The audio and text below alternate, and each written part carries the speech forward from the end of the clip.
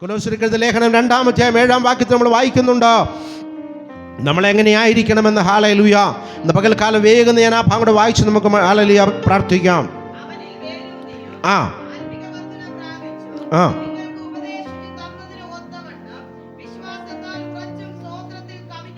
Praise the Lord, സ്തോത്രം. അപ്പം നമ്മൾ വീഴാതെ നിൽക്കണമെന്നുണ്ടെങ്കിൽ, വല്ലപ്പോഴും ഒഴുകിപ്പോകാതിരിക്കണമെങ്കിൽ, വല്ലപ്പോഴും തെറ്റിപ്പോകാതിരിക്കണമെങ്കിൽ, സ്തോത്രം.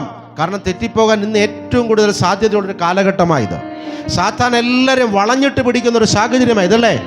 ഏത് വിധേനയും തെറ്റിപ്പോകാം. അതെത്ര ആത്മീയരെ നിൽക്കുന്ന വ്യക്തിയും തെറ്റിപ്പോകാനുള്ള സാഹചര്യം ഇന്ന് സമൂഹം നമുക്ക് തന്നിട്ടുണ്ട്. പക്ഷെ നമ്മൾ മനസ്സിലാക്കുക, ഞാൻ ആരാണ്? വേർതിരിക്കപ്പെട്ടവനാണ്. കൊലോസ്യർ ലേഖനത്തിൽ നമ്മൾ വായിക്കുന്നത്, അവനിൽ വേരൂന്നിയും. എന്തിനാ അവനിൽ വേരൂന്നാൻ പറയുന്നത്? നമ്മളെ പറിച്ചു നട്ടതാണ്. വ്യർത്ഥമായ പിതൃ പാരമ്പര്യത്തിൽ നമ്മളെ പറിച്ചു മാറ്റിയതാണ്. അതുകൊണ്ടാണ് സങ്കീർത്തനക്കാരൻ 3-ാം വാക്യത്തിൽ വായിക്കുന്നത്, അവൻ ആറ്റരികത്ത് നട്ടിരിക്കുന്നതാ നമ്മളെ. ആ നട്ടിരിക്കുന്ന നമ്മെ സംബന്ധിച്ച് നമുക്ക് ഉത്തരവാദിത്തമുണ്ട്. ആഴങ്ങളിലേക്ക് നമ്മുടെ വേരുകളെ ഇറക്കണം. നമുക്ക് ആവശ്യமான വെള്ളവും വളവും വലിച്ചെടുക്കണം.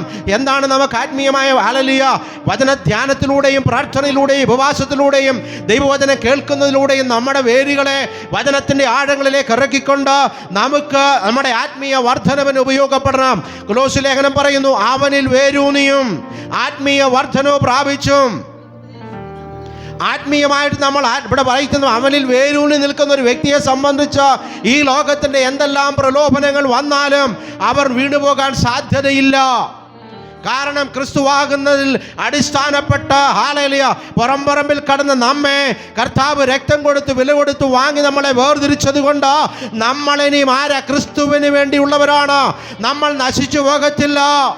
കാട്ടൊലിവായിരുന്ന നമ്മെ നാട്ടൊലിവിനോട് ചേർത്ത് വെച്ച് ഒട്ടിച്ചത് കൊണ്ട് നമുക്കിനി തെറ്റിപ്പോകാൻ കഴിയില്ല.